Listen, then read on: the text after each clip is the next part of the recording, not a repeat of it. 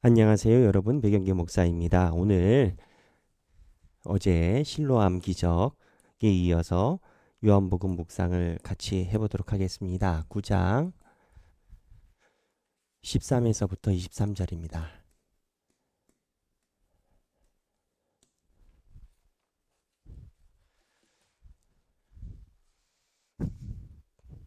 먼저 제가 성경 말씀을 한번 읽어보겠습니다. 오늘은 길지 않으니까 제가 읽어보겠습니다. 그들이 전에 맹인이었던 사람을 데리고 바리새인들에게 갔더라. 예수께서 진흙을 이겨 눈을 뜨게 하신 날은 안식일이라. 그러므로 바리새인들도 그가 어떻게 보게 되었는지를 물으니 이르되 그 사람이 진흙을 내 눈에 바르매 내가 씻고 보나이다 하니 바리새인 중에 어떤 사람은 말하되 이 사람이 안식일을 지키지 아니하니 하나님께로부터 온 자가 아니라 하며 어떤 사람은 말하되 죄인으로서 어떻게 이러한 표적을 행하겠느냐 하여 그들 중에 분쟁이 있었더니 이에 맹인되었던 자에게 다시 묻되 그 사람이 내 눈을 뜨게 하였으니 너는 그를 어떠한 사람이라 하느냐 대답하되 선지자니이다 하니 유대인들이 그가 맹인으로 있다가 보게 된 것을 믿지 아니하고 그 부모를 불러 묻되 이는 너희 말에 맹인으로 났다 하는 너희 아들이냐 그러면 지금은 어떻게 해서 보느냐 그 부모가 대답하여 이르되 이 사람이 우리 아들인 것과 맹인으로 난 것을 아나이다.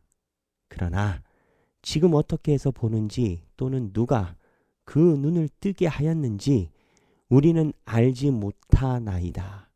그에게 물어보소서 그가 장성하였으니 자기 일을 말하리이다. 그 부모가 이렇게 말한 것은 이미 유대인들이 누구든지 예수를 그리스도로 시인하는 자는 출교하기로 결의하였으므로 그들을 무서워함이로라. 이러므로 그 부모가 말하기를 그가 장성하였으니 그에게 물어보소서 하였더라. 아멘. 이 말씀은 살아계신 하나님의 말씀입니다. 성경 문구 보면서 이 바리새인들 이야기 들으면서 답답하지 않습니까? 굉장히 답답합니다. 여기 보면은 문제점이 있어요. 문제점이 뭐냐면은 안식일에 치료했다라는 겁니다. 바리새인들은 지금 안식일에 치료했다라는 것을 들고 선지자면 안식일에 치료할 리가 없다 이거예요. 그러니까 예수가 안식일에 기적을 한 것이 기적이 문제가 아니고 선지자면 우리 바리새인 대제사장 서기관이 가지고 있는 율법의 범주 안에서 예수는 움직였었어야 된다라는 거예요. 그러니까 율법의 범주 안에서 예수가 하지 않았으니까 예수가 선지자가 아니라라는 거예요. 본인들이 생각하는 그 규정, 규례, 회 안에서 예수가 있어야 된다라는 거죠. 지금 시대를 사는 우리 입장에서는 굉장히 당황스러운 말도 안 되는 이야기처럼 들립니다만 그 당시에는 이 논쟁이 굉장히 치열했다라는 거 아니겠습니까? 왜 치열했겠습니까? 이 바리새인들과 대제사장 서기관들이 힘을 가지고 있었으니까. 힘 있는 사람들이 이야기를 하니까. 힘이 뭡니까? 힘 있는 사람들이 가져가는 거는 권력입니다. 권력은 맞다 그르다를 정할 수 있는 부분입니다. 그래서 이게 충돌이 된 겁니다. 그래서 여기 보면 어떤 상황을 우리가 딱 볼 수가 있냐면 바리새인들의 가치관과 하나님의 일이 충돌하고 있는 현상을 봅니다. 본말이 전도돼 버렸죠. 우리 지금 이 시대를 사는 사람은 당연히 하나님의 일이 우선된다라고 생각을 합니다. 맞죠. 근데 꼭 이와 같지 않지만 현대에도 이와 유사한 일들이 없지는 않습니다. 한 예로 그러겠습니다. 제가 경험했고 또 제가 들은 바입니다. 제가 경험도 했습니다. 이러한 구조를 제가 들은 바고 수련회를 갔어요. 중고등부 아이들을 데리고 갔어요. 아이들이 성령 체험을 했어요. 하나님을 믿게 됐어요. 성령의 은혜가 가득했어요. 너무 행복했어요. 그리고 왔어요. 근데 평가회를 한대요. 그래서 평가회를 하나보다 했어요. 근데 그 평가회에서는 그게 문제가 아니라 예산을 많이 썼대요. 그래서 평가회에서 우두두두두두두두 질타의 분위기가 된 거예요. 성령 체험이 먼저입니까? 예산이 먼저입니까? 이러한 제가 이야기한 이러한 그 논쟁은 사실 우리 하길교회를 제외하고 기성교회 가면은 쉽게 볼 수 있는 일이에요. 가치관, 본인들이 생각하는 어떠한 것에 기준을 두느냐가 중요한 거 아니겠습니까? 아이들이 성령 체험하고 예수를 만날 수 있다면, 그리고 교회에 진일보하고 가까울 수 있다면, 없는데 할 수는 없겠죠. 하지만 하나님이 주신 그러한 재정과 여건이 있다면 최선을 다해야 되지 않겠습니까? 그래서 이 예산에 집중한 사람들이 제가 직접 들은 거예요. 그래서 뭐라고 이야기를 하냐면 나중에 교육부는 다음 세대는 소비부서라고 얘기를 합니다. 아니 소비부서가 어디 있고 뭐 생산부서가 어디 있습니까? 저는 그런 얘기 들을 때마다 그때는 더 젊었으니까 막 이렇게 막 올랐다 내렸다 올랐다 내렸다 그런 마음을 많이 경험을 했어요. 근데 백영기 목사만 경험하는 거는 아닙니다. 사역자들이 대부분 다 한두 번쯤은 경험하는 일입니다. 한두 번이 아니라 계속이죠. 무슨 얘기냐? 바리새인들은 자기들이 생각하는 가치관이 하나님의 일보다 우선된다라는 가치관의 충돌의 사건에 있어요.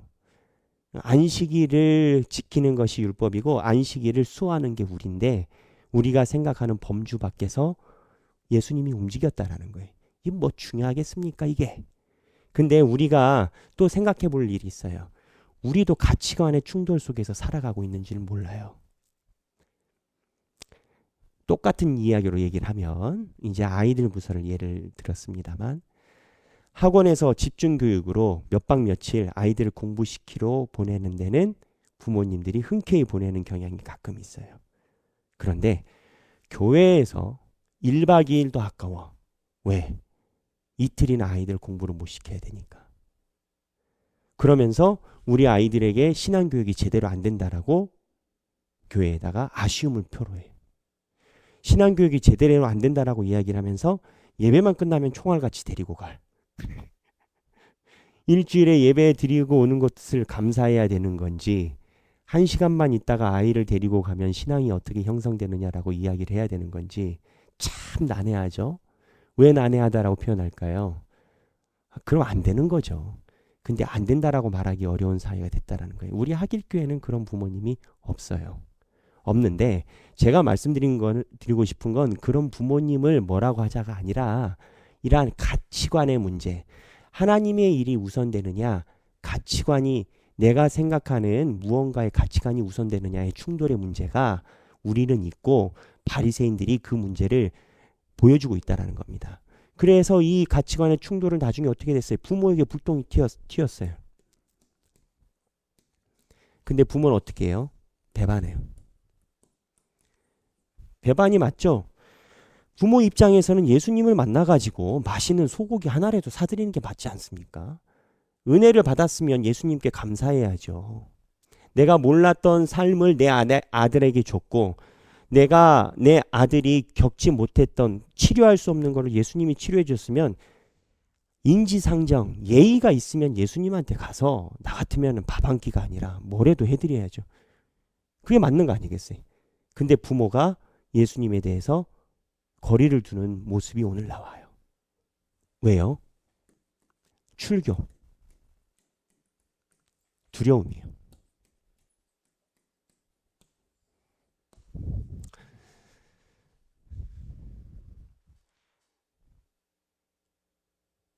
믿음의 반대말은 한 신학자가 그렇게 얘기를 했어요.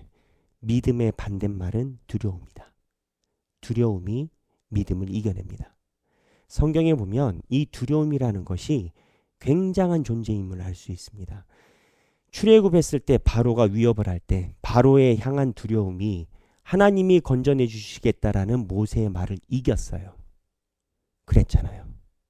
가나안 땅에 들어갈 때 정탐꾼들이 가나안 거민들이 커서 굉장히 힘이 셀 것 같은 두려움이 하나님이 주시겠다라고 한 약속을 이겨냈어요. 두려움이.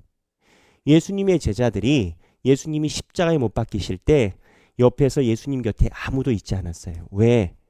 겁이 나서. 두려움은 곧 믿음의 가장 강한 적입니다.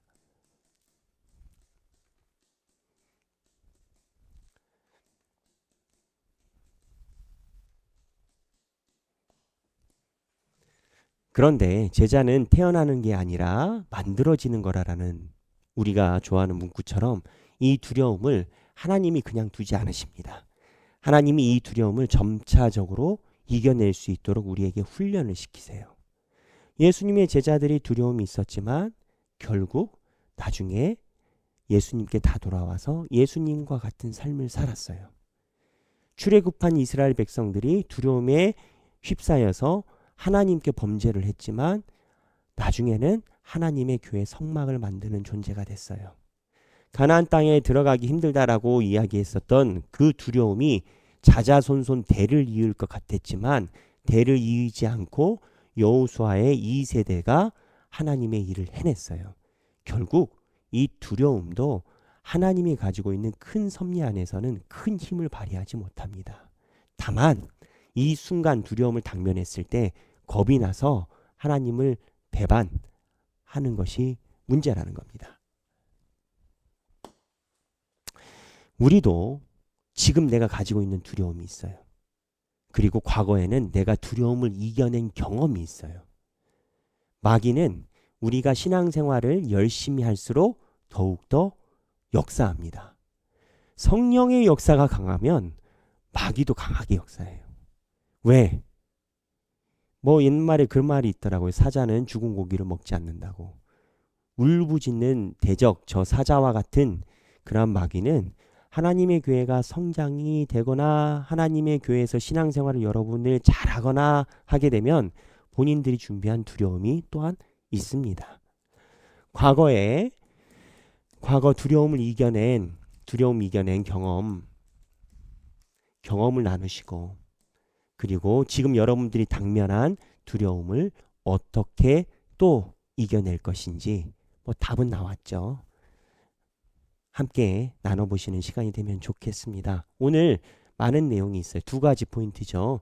가치관 혼란에 대한 것. 이것도 한번 나눠보시고요. 내 삶의 두려움이 어떻게 나를 지배했다가 성장하게 만들었는지 나눠보시면 좋겠습니다. 오늘 칼빈의 매일 묵상이에요. 오늘 칼빈 매일 묵상인데 43과 고통 중에 더욱 기도하라.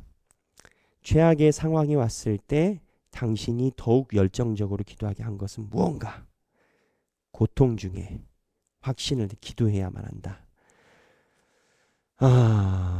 시편 119편에 이거는 갑자기 생각이 나서 말씀드리는데 시편 119편 네 71편입니다. 시편 119편의 71편입니다. 보면 고난당한 것이 내게 유익이라. 이로 말미암아 내가 주의 율례들을 배우게 되었나이다. 하나님의 고난당하심, 내가 고난당하는 걸로 통하여 하나님의 율법을 배우는 그러한 묵상이 되시기를 바랍니다. 감사합니다.